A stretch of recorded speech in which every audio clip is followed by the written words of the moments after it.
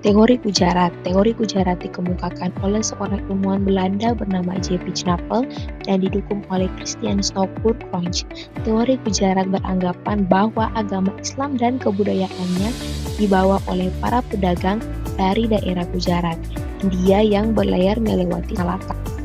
Teori ini juga menjelaskan bahwa Islam secara masif berkembang di Nusantara sekitar abad ke-13 Masehi melalui kontak para pedagang dan kerajaan Samudra Pasai yang menguasai Selat Malaka pada saat itu. Teori ini diyakini oleh S. Orange karena adanya hubungan perdagangan yang cukup erat antara Indonesia dan India. Teori Gujarat juga diperkuat dengan penemuan makam Sultan Samudra Pasai, Malik As-Saleh pada tahun 1297, makam Maulana Malik Ibrahim yang keduanya bercorak Gujarat serta tulisan Marco Polo. Namun terdapat kelemahan teori Gujarat. Teori ini ditentang oleh G.E. Morrison, seorang jurnalis asal Australia. Ia mengatakan bahwa belum tentu Islam didatangkan dari Gujarat hanya karena memiliki penemuan corak batu nisan yang mirip dengan yang ada di Gujarat. Selain itu, pada awal abad ke-12 Masehi, masyarakat Gujarat masih menganut agama Hindu. Teori Arab atau Mekah. Teori Arab didukung oleh beberapa tokoh seperti Buya Hamka dan Van Leeuwen. Dalam teori Arab, dijelaskan bahwa Islam masuk ke Nusantara pada abad ke-7. Ajaran Islam dibawa langsung oleh para musafir dari Arab yang memiliki semangat untuk menyebarkan Islam ke seluruh dunia. Teori Arab diperkuat dengan adanya sebuah perkampungan Arab di Barus, Sumatera Utara yang dikenal dengan nama Bandar Khalifah. Selain itu, di Samudra Pasai, mazhab yang terkenal adalah mazhab Syafi'i. Mazhab ini juga terkenal di Arab dan Mesir pada saat itu. Kemudian, bukti lain teori Arab adalah digunakannya gelar Al-Malik pada raja-raja Samudra Pasai seperti budaya Islam di Mesir. Namun, teori Arab memiliki kelemahan. Teori ini dianggap kurang memiliki sumber tertulis yang menjelaskan peranan bangsa Arab terhadap proses penyebaran ajaran Islam di Indonesia. Teori Tiongkok. Teori Tiongkok menyatakan bahwa Islam di Nusantara pengaruhnya dibawa oleh Muslim dari Tiongkok. Slamet Muljana, seorang peneliti yang merupakan salah satu pendukung teori Tiongkok, beliau mendasarkan dukungan terhadap teori Tiongkok berbekal 3 sumber, yakni Serat Kendana, Babat Tanah Jawa, dan naskah dari Kelenteng Sampokong yang ditulis Portam. Catatan penting yang dihasilkan Slamet Muljana adalah banyak masyarakat Tiongkok yang datang ke Nusantara ketika terjadinya transisi di Majapahit, di era Hindu-Buddha ke Islam. Hal itu kemudian berpengaruh besar dengan berkembangnya Islam di Indonesia. Penelitian Slamet Muljana kemudian ditelusuri lebih dalam oleh Sumanto Al-Qurtubi. Menurutnya, pengaruh Muslim Tionghoa di Jawa pada masa awal berkembangnya Islam tidak hanya berdasarkan kesaksian pengembara asing, sumber dari Tiongkok, naskah lokal, maupun tradisi lisan, melainkan juga bukti-bukti artefak kebudayaan yang lekat dengan akulturasi budaya Tiongkok, Islam, dan Jawa. Menara Masjid, Pecinaan Banten, ukiran. Teori Perisa. Teori Perisa menyatakan bahwa Islam masuk ke Nusantara dari Perisa setelah singgah di Gujarat pada abad ke-13. Teori dikemukakan oleh Umar Amir Hussein dan Hussein Jajaningrat.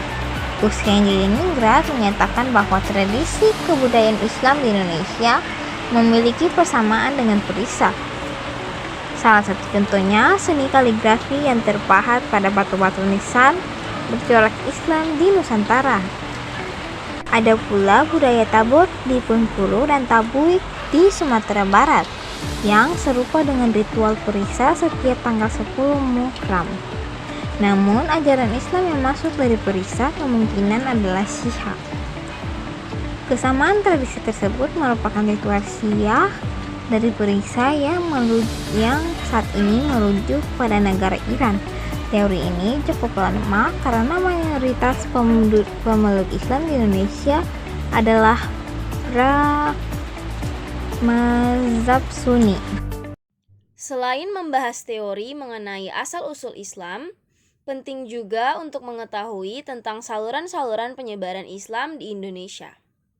Terdapat 6 saluran penyebaran Islam di Indonesia, yakni perdagangan, pernikahan, pendidikan, politik, seni dan budaya, serta tasawuf. Pertama-tama kita akan membahas mengenai perdagangan. Saluran perdagangan merupakan tahap yang paling awal dalam tahap Islamisasi yang diperkirakan dimulai pada abad ke-7 Masehi yang melibatkan pedagang-pedagang Arab, Persia, dan India. Menurut Tome Pires, sekitar abad ke-7 sampai abad ke-16, lalu lintas perdagangan yang melalui Indonesia sangatlah ramai. Dalam agama Islam, siapapun bisa sebagai penyebar Islam, sehingga hal ini menguntungkan karena mereka melakukannya sambil berdagang. Pada saluran ini, hampir semua kelompok masyarakat terlibat, mulai dari raja, birokrat, bangsawan, masyarakat kaya, sampai menengah ke bawah. Proses ini dipercepat dengan runtuhnya kerajaan-kerajaan Hindu-Buddha. Selanjutnya adalah saluran perkawinan. Para pedagang yang datang lama-kelamaan menetap dan terbentuklah perkampungan yang dikenal dengan nama pekojan. Tahap selanjutnya, para pedagang yang menetap ada yang membentuk keluarga dengan penduduk setempat dengan cara menikah, misalnya Raden Rahmat dengan Nyai Manila. Mengingat pernikahan Islam dengan agama lain tidak sah, maka penduduk lokal yang akan dinikahi harus memeluk agama Islam terlebih dahulu. Dan cara untuk memeluk agama Islam pun tidak terlalu sulit, cukup dengan mengucapkan kalimat syahadat. Penyebaran agama Islam dengan saluran ini berjalan lancar, mengingat akan adanya keluarga Muslim yang menghasilkan keturunan-keturunan Muslim dan mengundang ketertarikan penduduk lain untuk memeluk agama Islam. Yang ketiga, melalui pendidikan. Yang pertama yaitu pesantren. Lembaga pendidikan Islam tradisional tempat para santri belajar agama. Pesantren menyebarkan Islam secara sistematis dan menjadi pusat dakwah. Yang kedua, peran ulama. Ulama atau guru agama mengajarkan ajaran Islam secara langsung kepada masyarakat melalui majelis taklim, halaqah, dan pengajian.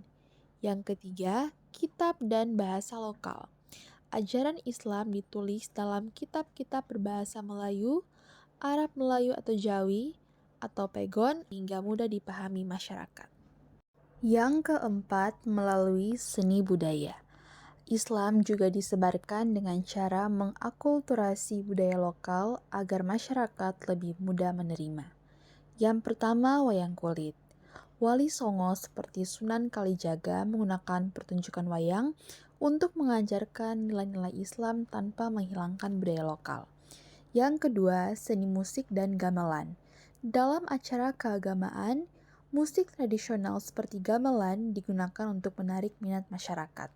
Yang ketiga, sastra dan syair Islam. Penyebaran melalui karya sastra seperti syair, hikayat, dan pantun yang berisi pesan moral dan ajaran Islam. Yang keempat, tradisi upacara adat, seperti sekaten dan grebek maulud yang merupakan bentuk dakwah Islam yang disesuaikan dengan budaya masyarakat Jawa. Yang kelima, politik. Kekuasaan raja memiliki peranan sangat besar dalam penyebaran Islam di Indonesia. Ketika seorang raja memeluk Islam, maka secara tidak langsung rakyat akan mengikuti. Contohnya, Sultan Demak yang mengirimkan pasukannya di bawah Fathahillah untuk menduduki wilayah Jawa Barat dan memerintahkan untuk menyebarkan agama Islam. Dan yang terakhir, tasawuf. Tasawuf adalah ajaran untuk mengenal dan mendekatkan diri kepada Allah. Tasawuf memberikan kemudahan dalam pengkajian ajarannya karena disesuaikan dengan alam pikiran masyarakatnya. Bukti-bukti mengenai hal ini dapat diketahui dari sejarah Banten. Babat Tanah Jawi, dan Hikayat Raja-Raja Pasai. Ajaran tasawuf ini masuk Indonesia sekitar abad ke-13, tetapi baru berkembang pesat sekitar abad ke-17.